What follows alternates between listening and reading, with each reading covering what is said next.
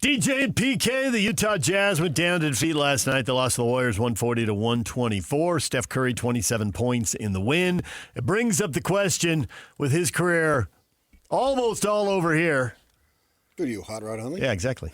Ode to Hot Rod right there. Where does he rank on the list of all-timers? Michael says he's in the 10 to 15 range. He's the greatest three-point shooter of all time. He's got to be higher than 15. We have these debates on these GOATs, right? Uh-huh. And I think Brady, for a long time, it was quarterbacks. And Brady, now that he's done... Kind of wrecked the discussion. To a large degree. And now we want to go who's number two. Right. Right? And that's still, to me, I'd go Elway. Yeah. I love Elway. I've always loved him. I loved him when he played at Granada Hills High School. I knew of him. As a 16-year-old. There's a documentary, and I don't know where it is. I saw it. It's out. This probably lives somewhere on YouTube or something. And they have video, and he was throwing passes in high school I saw him. that you would think were like, wait a minute, is that AI? But he did it. I was spending a lot of time over there when he was in high school. Yeah. A real good friend of mine went to his rival high school. It was Kennedy in Granada Hills Mm-hmm. Tom Ramsey was the quarterback for Kennedy. He went on, too. He went on, played at UCLA. Yeah. And so I was made aware of that at a very young age. And I have no bias. I'm not a Bronco fan. I'm not a Stanford fan. Right. I just call it. But to see a high school quarterback throw a ball 65 yards on the money. Yeah. And he got there in a hurry.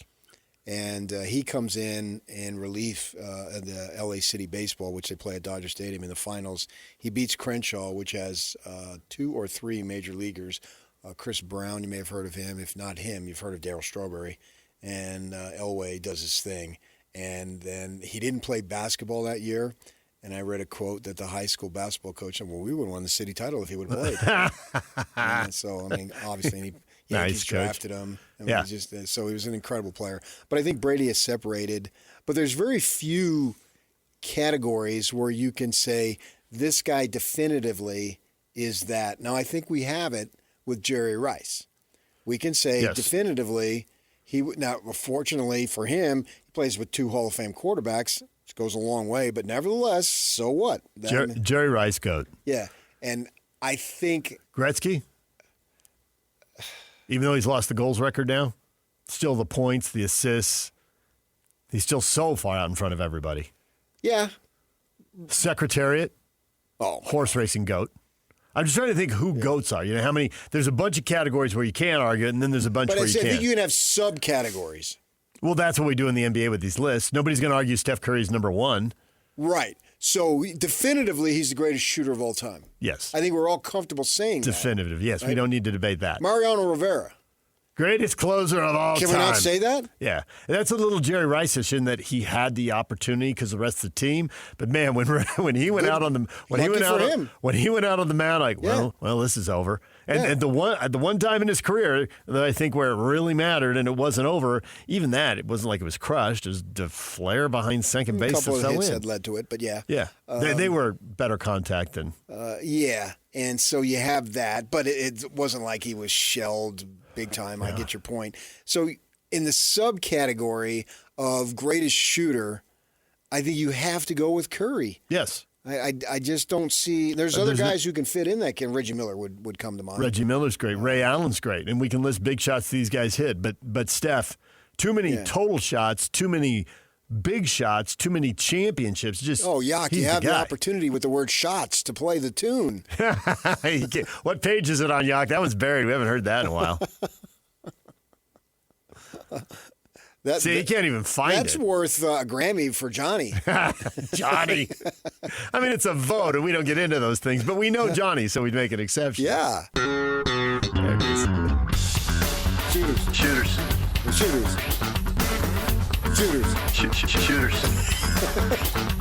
Too many shooters, not too many shots, not enough shots to go around for all the shooters. Shooters. Too many shooters, too many shots, not enough shots to go around for all the shooters. That was Whitey White. Not enough shots to go around for all the shooters. Yeah, when I listen to that, I think one thing. I think Johnny's got too much time on his hands. I think Whitey White is an outstanding rapper. Too many shooters, too many shots, not enough shots to go around for all the shooters. Yeah, that's the acoustic version. That was. But sometimes you get the music first. Sometimes you get the lyrics. It was a treat to be able to do that in the generation when MTV still had us great artists in to do their acoustic shows. Yeah. So that time's come and gone now. I'm glad my timing was good on that. Yeah, I mean, Whitey White stripped. Soda has some more work to do before we get to that. This has nothing to do with discarding clothing. Oh, okay. Stone's got there's several guys got album groups that call it stripped. It is. This is not PK Take It Off, baby. No, all right. No. We'll leave that to you. Right. Thankfully. Guy. PK Take It Off, For baby. multiple reasons, I might add. But with that He's in mind. got that one handy. Yeah. None of this, I have to find it. The shooters one had been moved off the page to make room Clearly. for some other Yeah, ones. I know, right. So something more demeaning, Curry I hope. has established himself as that. And I think he's got to go top 10. And to me, if you're top 10 all time, overall, that's good enough. But what a shooter, man. What a player. Slight dude. And that's why some people put him in the top 10 and other people won't. Is it to get to the top 10, you got to dominate at both ends of the floor, and he couldn't come anywhere near dominating at the other end of the floor. You love yourself some Kobe, with good reason. Oh, yeah. Kobe could dominate at both ends of the floor. But, he had the size and the wingspan. Right, you got to have that. With exactly. the frame. Right. And a lot of these top 10 lists, almost half of them are centers. So they're going to dominate at both ends of the floor in a way. It's just going to be hard to match. So I can see where putting him in the top 10 is tough. Not because for me. if you're, in my mind, I always try to put these guys, okay, it's a one-on-one battle, and the game is on the line. And Jordan and Kobe are probably two of the shorter all-timers. If you're going top 10, how many all-timers are there under 6'9"? Maybe Oscar Robertson would be another guy who'd come to mind. Yeah, and Curry's smaller than those guys. Is he defendable? No, at the offensive end, and that's why Steph Curry is in the top. Nobody remembers great defensive stops. But I think everybody remembers game winners. And people remember shot blockers. Oh, well, when it comes to game winners, if you have one shot to make for your life, the ball, your life is in good hands when Steph Curry has the ball. That guy's made a lot of big shots. And it's a shame he's at the end of his career because his nickname should be All-State. Okay. It's a little late to come up with that, but give it a shot. You've done more with less. Well, you did it, not me. I know, but you're the one who's you going to just take it. said you'd want the ball in you're in good hands. You just said it, not me. So who are your top 10? Who do you leave out? I haven't doped out a top 10, but I got to have him in there because shooting is the most important aspect of basketball. You like to make it tougher than it is. And good for you, and because you're a purist, I'm not. I have no attachment to the game beyond fandom. I have no emotional connection beyond sitting there watching basketball. I watched minimum 65, 70 Knick games when I was growing up. I had a little black and white TV, and I didn't watch any TV. I didn't watch shows. It just didn't do it for me, even when I was a kid. Even you couldn't watch half-hour sitcoms. Hour dramas? Nope. Yeah, I liked, sure. Outside of Saved by the Bell. But I wasn't a kid then. I was a little older. Adult. Sure, the Friday night stuff, yeah, but not at the expense of the Knicks. No.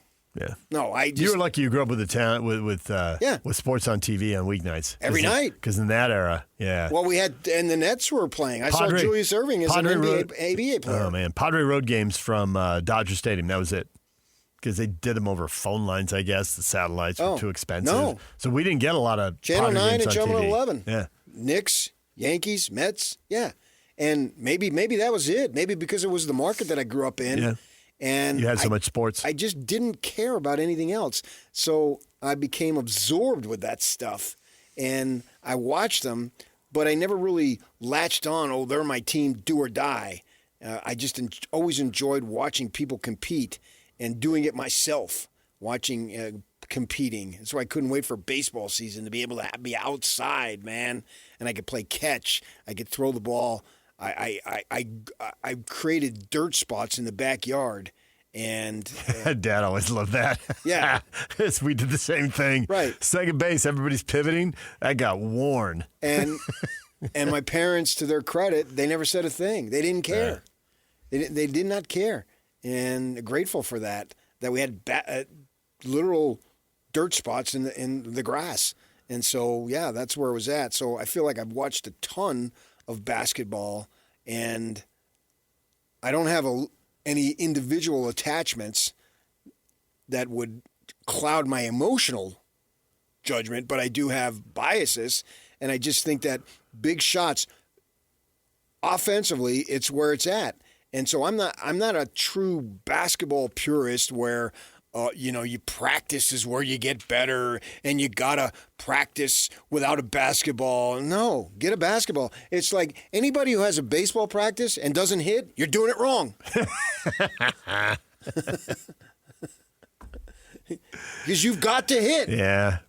Anybody who played high school basketball dreads the ball's on the side, hit the baseline. Like, either we're running sprints or it's some defensive drill without the ball in that part of practice. And those are important. I know, but shooting is the ultimate. Hitting is the ultimate. Yeah, no 15-year-olds getting fired up about that part of practice. And so, I'm not that purist. And I look at these teams that win, they usually shoot the ball really well.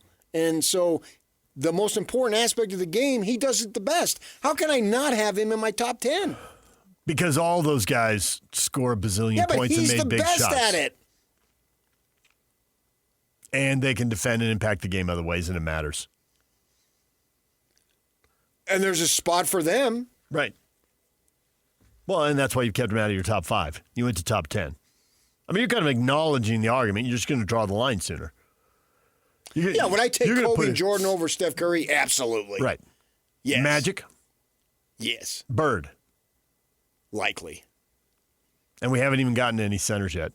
That's just going to make it hard to be top 10. Likely. That's 5, yeah. My centers? Bill Russell. The problem is I didn't see him, so I have that bias. Kareem. I love him. Wilt. Didn't see him at his prime. But the statistics are just so overwhelming. I mean, it's you want to talk about the numbers were astounding. There it is. I don't know what Damian Hunter's numbers were, but I know what Wilt's numbers were, even when I was in the womb. I was not seeing them, and those games weren't on TV. But you just look at the numbers. And Shaq. I have a problem with Shaq. So maybe there's a spot in the top 10. Shaq didn't give me all he had to give.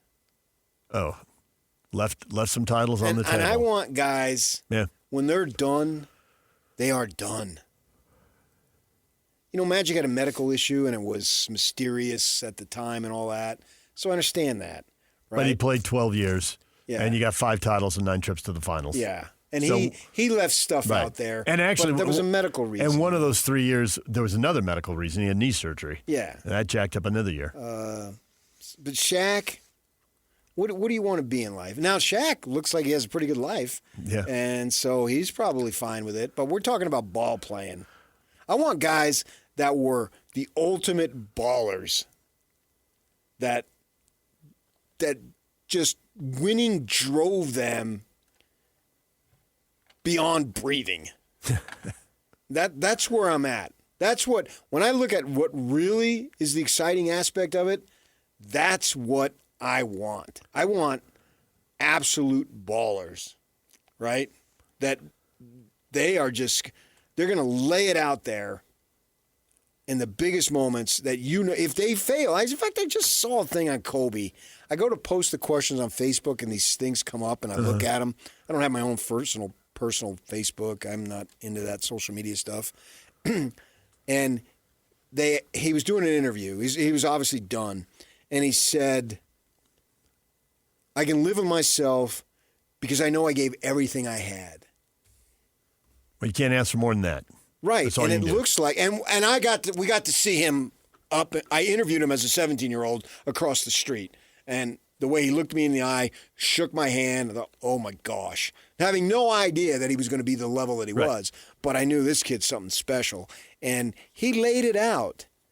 And obviously Jordan, What was left in his tank? Nothing. Yeah, that's what it's about, man. Three-peats are so hard to pull off, and he did it twice. Unreal. All right, DJ and PK, when we come back, Cole Bagley, Utah Mammoth Insider for KSL Sports. He will join us, and we will look ahead to the final game of this road trip. It's already been a good trip, but maybe it's a great one. We will talk with him next. Stay with us.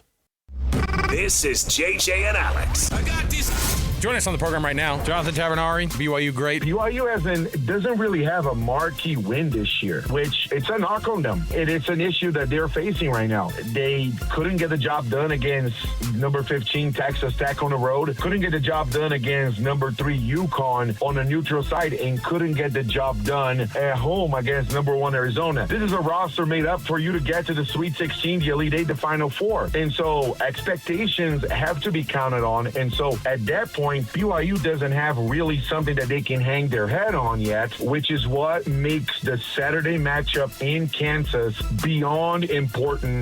Is BYU worthy of a top 4, NCAA seeding? There is a lot at stake on Saturday, more than just a win on the road on the Big 12. Catch JJ and Alex afternoons from 3 to 7 on 97.5, the KSL Sports Zone.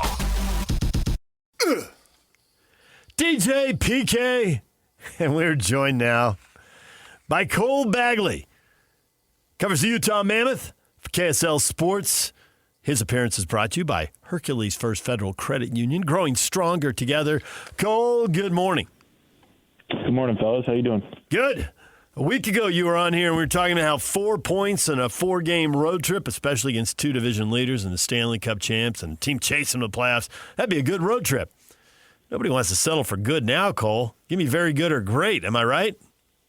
Yeah, I mean, I think we talked, it may have been this show or with JJ and Alex, but that Nashville game was huge. Being able to beat a central, division opponent to steal 2 points in a swing game, started things off right. And then, they didn't play bad against Tampa. It was still a really good game. They just met one of the best goaltenders in the world on the other end in Vasilevsky. But then to go into Florida on a back-to-back, to put in your backup goaltender Vitek Vanacek, and then without Dylan Guenther, and of course, continuing to play without Logan Cooley and come out on top against the reigning champs, that was one of their best wins in the season. And, no matter what happens tonight, this road trip is a success. But, I know that the team is locked in, and they'd like to finish the road trip with 5 or 6 points out of 8.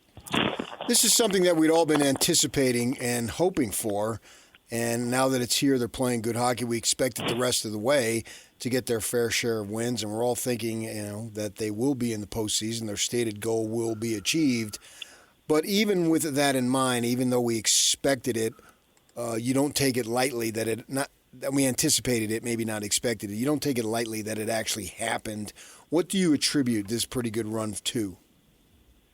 Yeah, I think the biggest thing is maturity. After the win against Florida, I was able to ask, Sean Dursey about, hey, you guys have been playing, some really good hockey. There's obviously been growth, and then, and tonight demonstrated that. But in your opinion, how did this win demonstrate growth? And he said, look, the biggest thing for us is to have that next game mentality, and it's to make sure that we continue to play the same brand of hockey every single night. He said that along the course of the season, they knew all along what they needed to do, but there was too much talk and not enough action. Well, now they've been able to apply that action.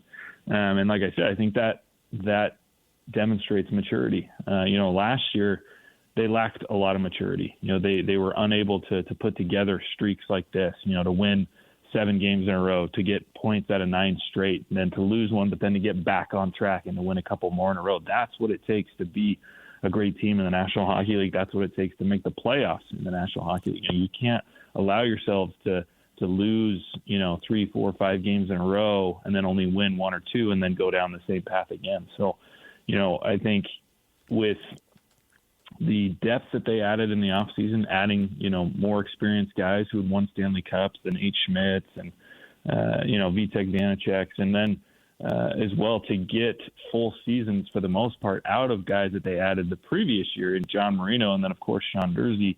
this year has just paid, dividends for this team, and they're playing a lot more mature than they did a year ago. Cole Bagley joining us, talking Utah Mammoth hockey. In basketball, a lot of people really hang on point differential and say, as things shake out, you follow point differential. And baseball people tell you run differential also.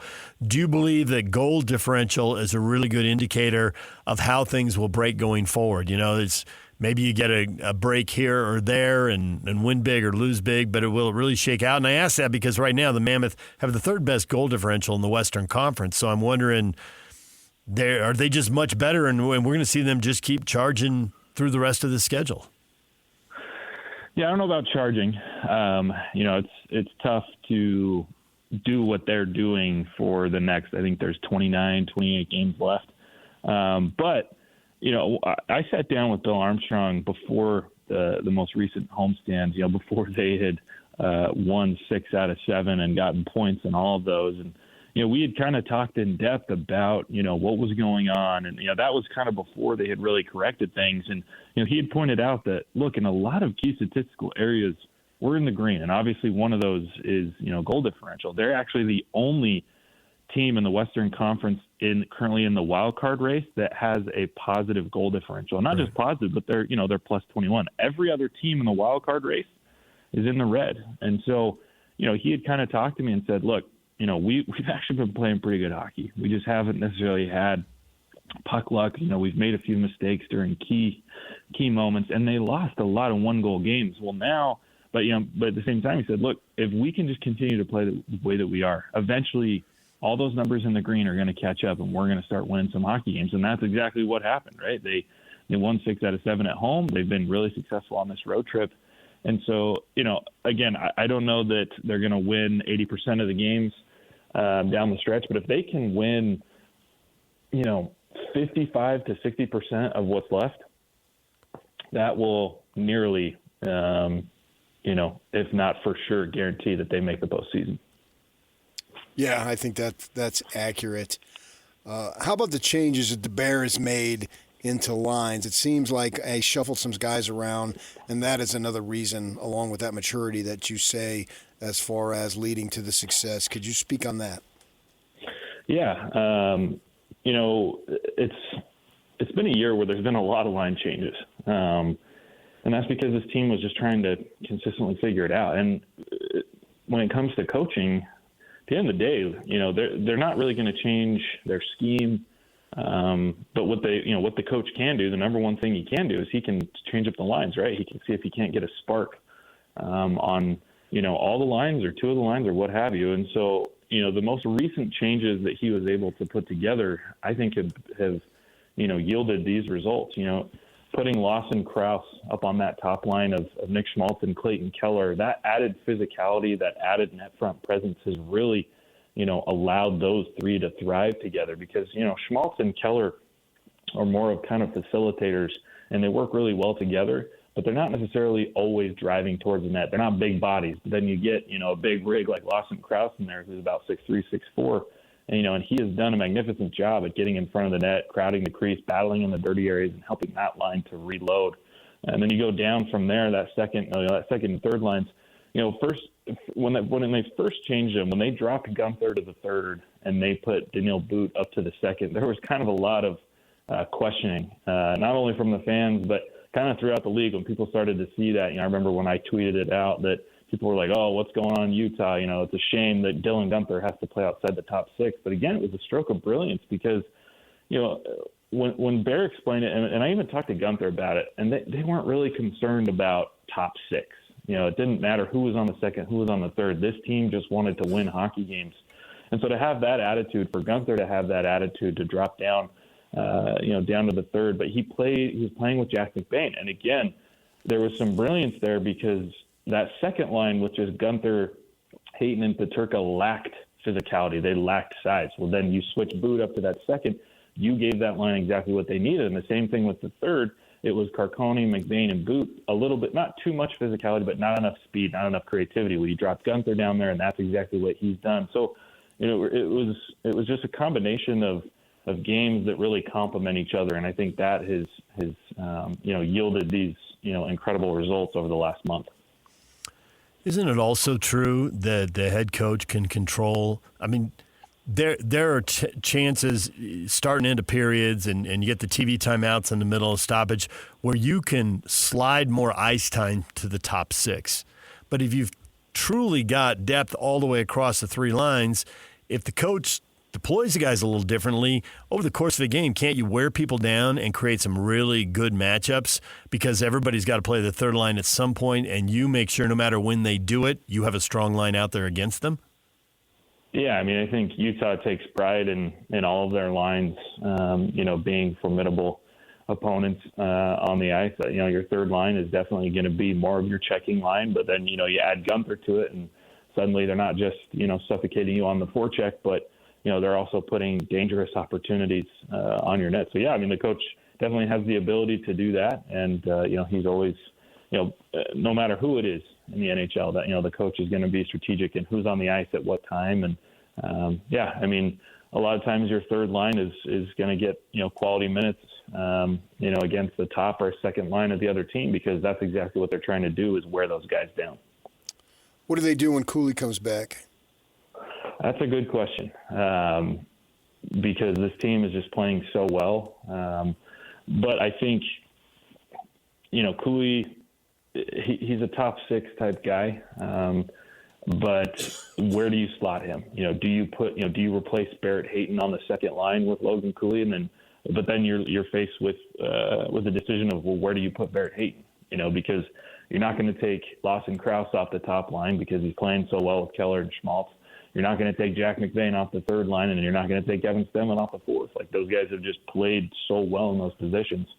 So it's going to be tough. I would, if I had to guess, I'd probably say that they slot him into the top six, probably on the second line. I think it would make the most sense for him to then center that line. But luckily, I don't have to make those decisions, and we'll see what Bear ends up doing. Well, it's just 4 games now in 8 days before we hit the 3-week Olympic break. So have you circled February 25, Colorado, the return to action for the team after the Olympics, as Cooley's return from injury? Yeah, I think at this point, there's really no reason to bring him back before the Olympics. Again, going back to that conversation I had with Bill Armstrong a couple of weeks ago, he kind of broadened Cooley's return table to, he said he could come back either before or after the Olympics. And I think the reason that he said that was, in case things weren't going, really the way that they had envisioned or hoped, is, if you start to get into some trouble, if you start to kind of bleed points and you're not in the standings exactly where you want to be, yeah, you probably rush Cooley back a little bit early to try to help things out, to try to, right the ship. But the way that they've played, over the last month, and especially on this road trip, picking up 4 points, it's already a success. We'll see what happens tonight. But, in my mind, there's really no reason to bring him back until after the Olympic break because if you do that, you give him a full almost 12 weeks to get healthy. And, even though the NHL technically takes a 2.5-week break, the players that are not participating in the Olympics, they're only getting about a week off, and then the team will return. And they'll do almost kind of like a mini little training camp. And so that to me is when it would make the most sense to bring Cooley back, to give him about a week and a half to reacclimate, to get with the guys, to go through some practices. But that doesn't mean that something else couldn't happen. It's the National Hockey League, and as Bill Armstrong has told me, in this league, it's to expect the unexpected. So we'll see. But like I said, I wouldn't anticipate that we see him until after the Olympics. We know Vejmelka's the guy in the back end. How comfortable are you with the depth there? In Vanacek? Yeah. It's been an interesting season for Vitek. I like that Utah only signed their backup to a 1-year deal, because it was kind of a contract that goes, all right, we're going to give you a chance now, prove it to us. And, I don't know that it's necessarily gone the way that has put Vanacek in a position that that they're going to bring him back this next season. But, to his credit, he has been put, I think his record right now is 2-9-2. 3-9-2 with that win. 3-9-2. Gotcha. Yeah. 3-9-2. He lost 10 games in a row. But again, I don't know that I'd say that only half of those or maybe 4 of those were really his fault. A lot of his appearances kind of fell on back-to-backs or, circled losses and nights where the team just kind of really let him down. But the other night you saw what he can be capable of, the way if the defense in front of him is playing the way that they should. And to be honest, 2 of those goals against Florida were definitely on the defense as Ian Cole, gave up a turnover right in the low slot, and then Sean Dursey lost the puck near the net as well. So I don't know. It's tough. He hasn't obviously produced the way that you'd hope a backup would. But I don't know that it's completely and entirely his fault as he hasn't played much. And again, his appearances have fallen on just bad nights, off nights, back-to-backs. With that being said, if this team does make the postseason, I would anticipate that Vejmelka is going to play the vast majority, if not all of those games, once they enter the playoffs. His goals against average is 2.93, and his save percentage is about 88.5. Is that good enough for a backup? Where should a backup goaltender's numbers be for those areas? Yeah, usually you want to see him into like the 8-9s.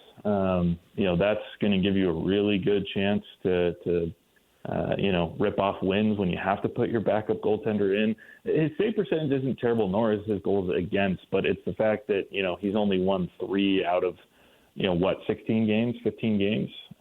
That's where it's tough, is he just hasn't fully stepped up in those moments where, you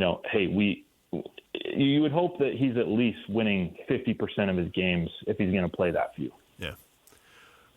In that streak you talk about, though, they lost to Colorado. They lost in Denver. They lost 1-0 to certainly the best team in the West and arguably the best team in the league. Maybe they fattened up against a Western Conference that doesn't have as much depth. But either way, in a 2-0 shutout loss in Calgary, there were chances where he played well enough and they defended well enough to break the streak. But, this last win is the first time that he's played in a game where they scored 4 goals.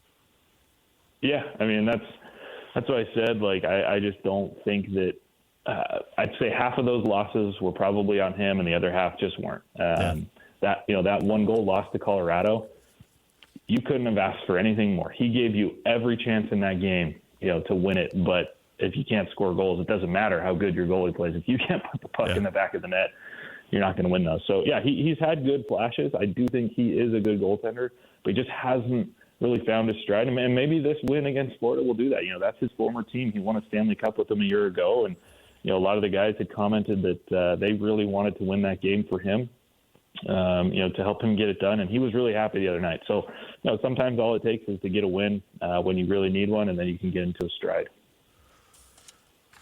Well, Cole, we appreciate it. Thanks for joining us. We'll talk to you again next week. All righty. Thanks, fellas. There's Cole Bagley joining us to talk about the Utah Mammoth, trying to close out with a 3rd win on this 4-game road trip. They'll be at Carolina tomorrow night. The puck drops at 5 o'clock right here on The Zone. DJ and PK coming up top of the hour. Matt Tate covers the Kansas Jayhawks. They're playing BYU, battling nationally ranked teams. A big game in the Big 12 Saturday afternoon. We'll talk with Matt about that at the top of the hour. Stay with us. This past summer, we introduced the first ever Top 60 and 60 watch list. And now that the season is over, it's time to rank the best players in the state of Utah. It's the Top 60 and 60 ranking show, presented by Kenny J's Barbecue. Beginning at noon on February 4th, the Zone will rank the players that made the biggest impact on the state from the 2025 season. Live from Kenny J's Barbecue at the District in South Jordan, it's the Top 60 and 60 ranking show, presented by Kenny J's Barbecue, where you can get 10% off your catering order at KennyJ'sBBQ.com. This is 97.5, the KSL Sports Zone.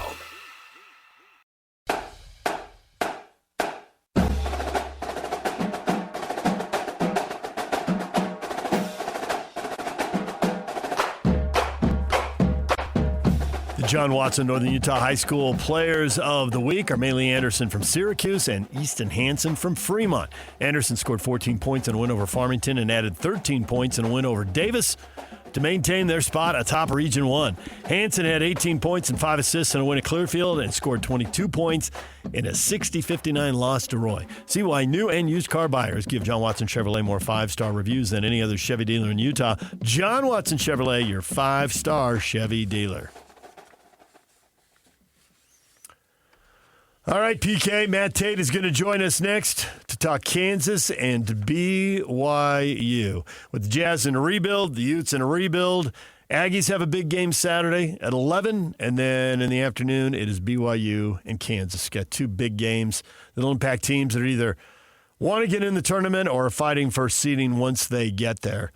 Number one thing you're curious about with BYU?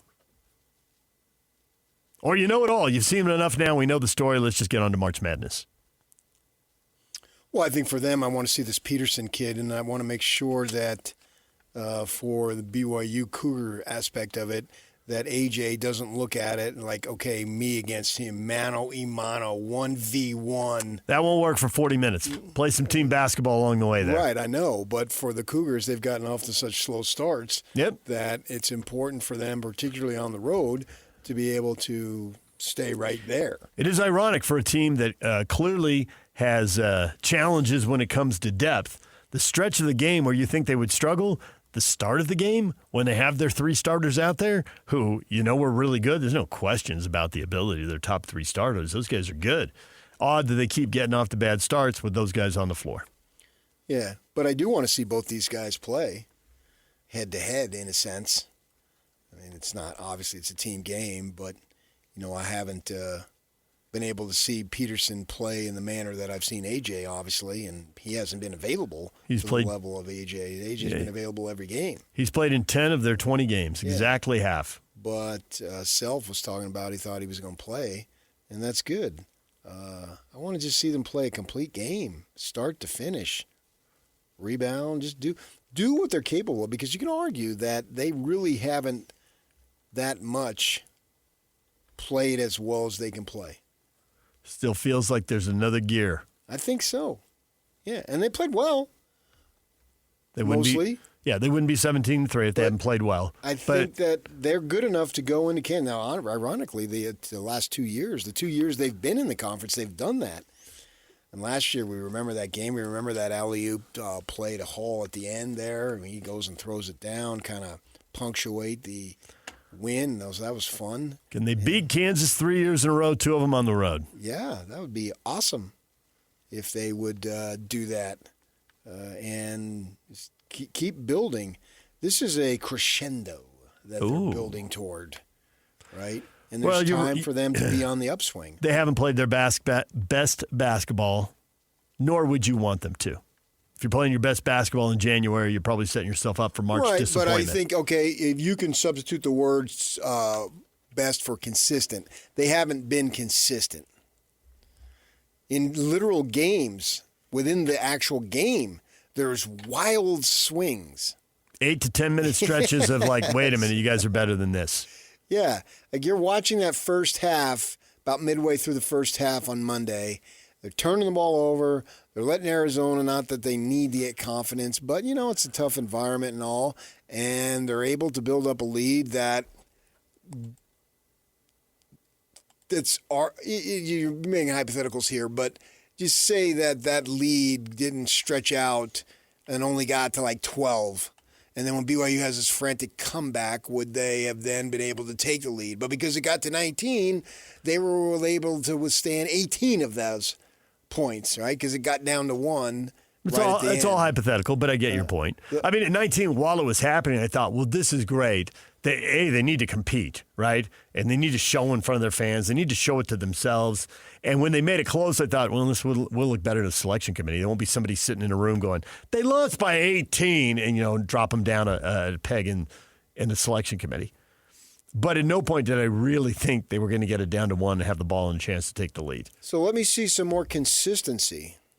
And with BYU, they will, no matter what seed they should get, they will get knocked down because of the no Sunday thing. And I think that just irritates. Well, why would I give them special this job is hard enough, and now we got to go back and make this tweak? So be happy where I put you and shut up. I think that's been kind of their attitude, because I think going back to when Steve Cleveland got them good again, they were underseeded. It seemed like they're always underseeded. There were a lot of 12 seeds that could have been 8 or 9s. Yeah. Some 10s that could have been 7s or 8s. Yeah, I remember those. Right.